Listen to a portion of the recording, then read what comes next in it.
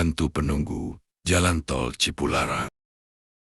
Malam itu, hujan turun seperti darah yang ditumpahkan dari langit. Dan di kilometer yang terkenal, paling angker, di tol Cipularang, sebuah mobil melaju sendirian. Tidak ada kendaraan lain, tidak ada suara selain wiper yang berderit pelan. Sampai tiba-tiba, sosok itu muncul, bukan dari samping jalan, bukan dari balik pohon, tapi dari tengah jalan, berdiri, diam, dengan tubuh hancur, kepala miring, dan mata jang. Tidak lagi berada di tempatnya. Mobil itu tidak sempat mengerem. Dan sejak malam itu, orang-orang bilang, siapapun yang melihat sosok itu tidak akan pernah pulang dengan selamat.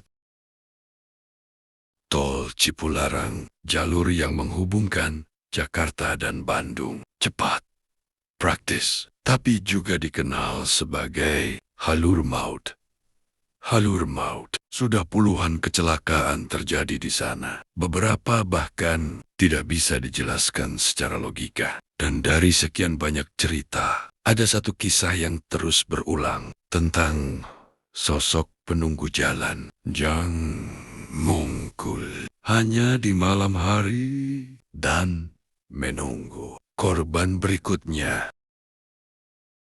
Semua bermula dari sebuah kecelakaan tragis bertahun-tahun lalu. Sebuah bus kehilangan kendali di tikungan tajam. Rem blong, sopir panik, penumpang berteriak, dan dalam hitungan detik bus itu terbalik.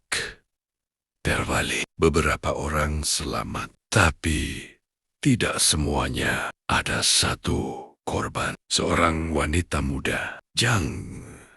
Tubuhnya terjepit di antara besi. Dia tidak langsung meninggal. Dia sadar. Dia merasakan tulangnya patah, darah mengalir, dan suara tangisan di sekelilingnya. Tapi tidak ada yang bisa menolongnya. Dan sebelum dia menghembuskan napas terakhir, dia melihat sesuatu.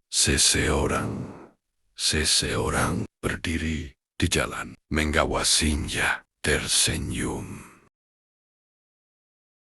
Beberapa bulan setelah kecelakaan itu, seorang sopir travel melintasi jalur yang sama. Sekitar pukul 2 pagi, dia sendirian, radio mati, lampu jalan redup, dan saat itulah dia melihat seorang wanita berdiri di tengah jalan. Pakaiannya robek, tubuhnya penuh darah, dan wajahnya tidak utuh. Supir itu refleks membanting setir. Mobil oleng, nyaris terguling. Tapi yang paling mengerikan bukan itu. Saat dia menoleh ke kaca spion, wanita itu sudah duduk di kursi belakang. Dia menatap.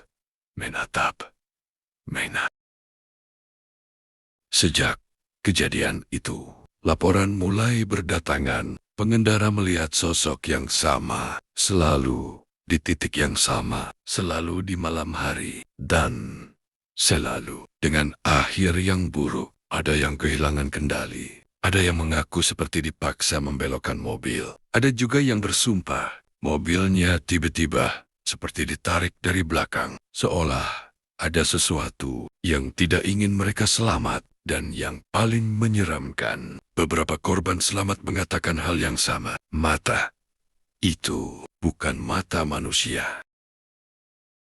Seorang pria bernama Ardi memutuskan untuk membuktikan semua itu. Dia tidak percaya hantu. Dia pikir semua itu hanya sugesti. Malam itu, dia sengaja melintasi Cipularang sendirian. Jam menunjukkan pukul 3 pagi. Kabut mulai turun, dan tepat di kilometer yang disebut-sebut itu, dia melihatnya. Wanita itu berdiri, diam. Tapi kali ini dia tidak menghindar. Ardi justru memperlambat mobilnya. Dan saat jarak tinggal beberapa meter, wanita itu mengangkat kepalanya dan tersenyum. Senyum Jang. Senyum Jang. Tidak seharusnya dimiliki manusia. Arti membeko. Dan tiba-tiba mesin mobilnya mati. Lampu padam. Sunyi. Dan dalam kegelapan itu, dia mendengar suara dari kursi belakang. Kenapa kamu berhenti?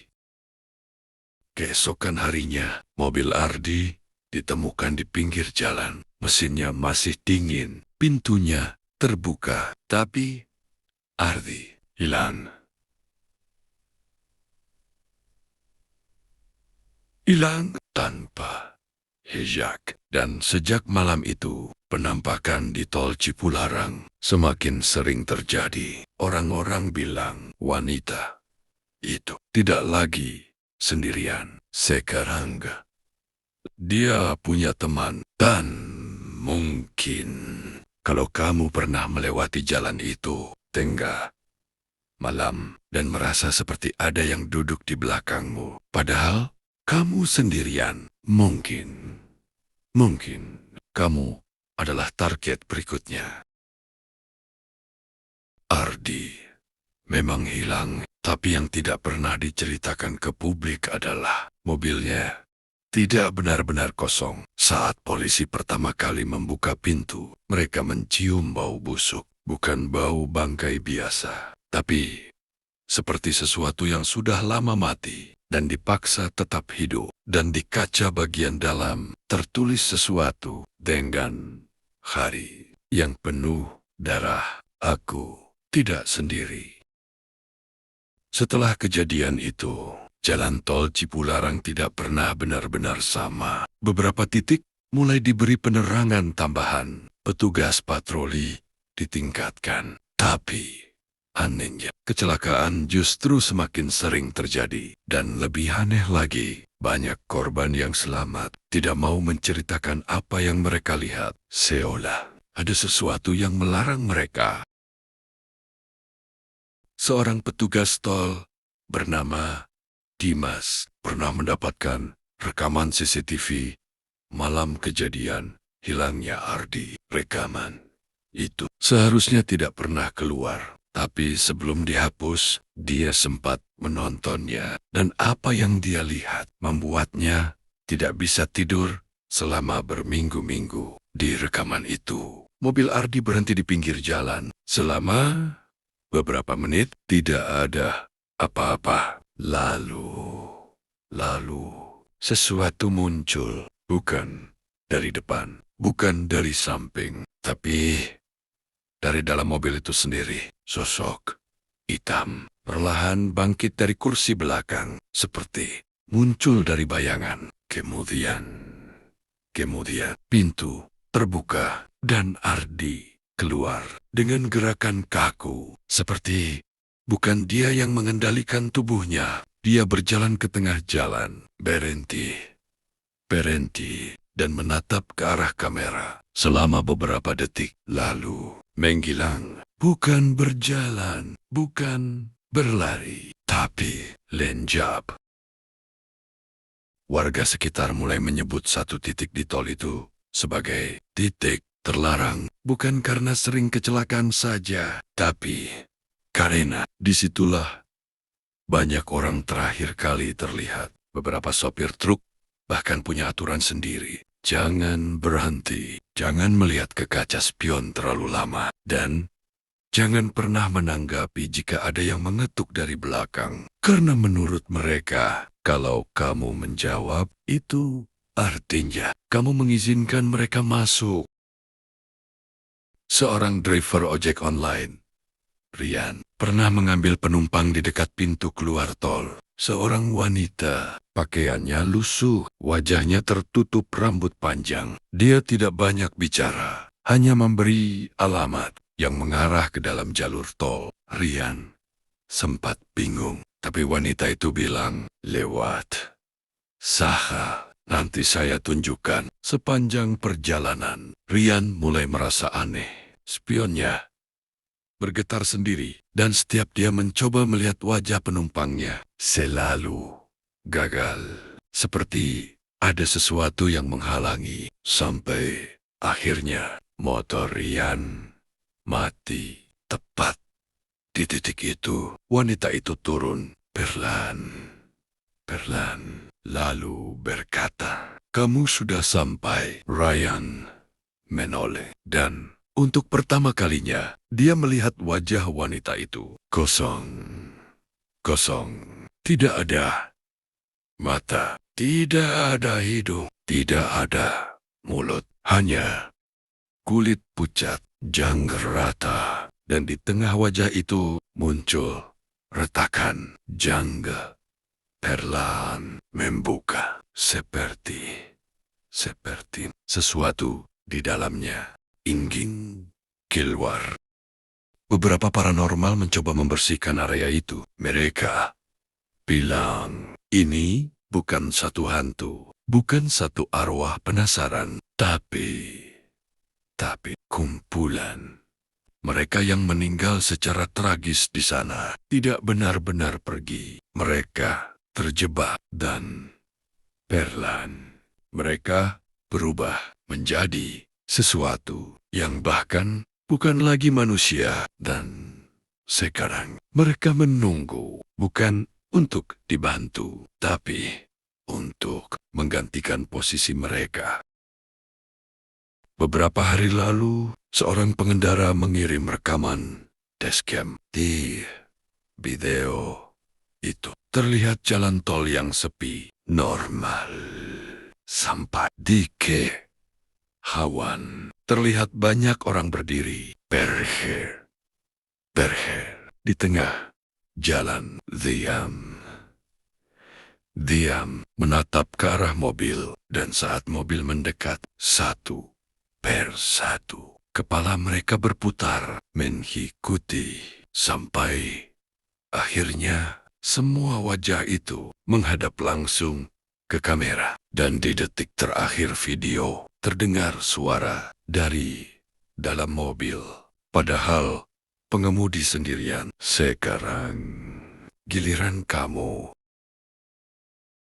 Semua orang berpikir ini hanya tentang hantu, arwah penasaran, korban kecelakaan, atau sekadar mitos jalanan. Tapi mereka salah, karena apa yang tinggal di tol Cipularang bukan lagi manusia. Dan yang paling mengerikan, mereka bisa berpindah, mengikuti, menempel pala siapapun yang cukup lama berada di sana. Dan begitu mereka ikut, tidak ada jalan pulang. Setelah rekaman dashcam terakhir itu viral, banyak orang mulai penasaran, termasuk sekelompok konten kreator urban exploration. Mereka ingin membuktikan bahwa semua ini hanyalah rekayasa, settingan, atau efek psikologis. Mereka tidak tahu bahwa malam itu akan jadi kesalahan terbesar dalam hidup mereka. Tim itu berisi 4 orang. Mereka membawa kamera, drone, dan alat perekam suara. Target mereka jelas, mendokumentasikan kebenaran. Jam 1:30 pagi. Mereka masuk tol. Awalnya normal, tidak ada apa-apa. Sampai salah satu dari mereka mulai mendengar suara. Bukan dari luar, tapi dari headsetnya. Suara bisikan, "Pelan, jangan lihat belakang." Dia panik, langsung menoleh. Dan disitulah semuanya berubah. Kamera menangkap sesuatu yang tidak mereka lihat dengan mata telanjang. Sosok-sosok berdiri di belakang mobil. Banjak, diam, menatap. Saat mereka memutar ulang rekaman, jumlah sosok itu bertambah. Padahal di waktu nyata tidak ada apa-apa. Seolah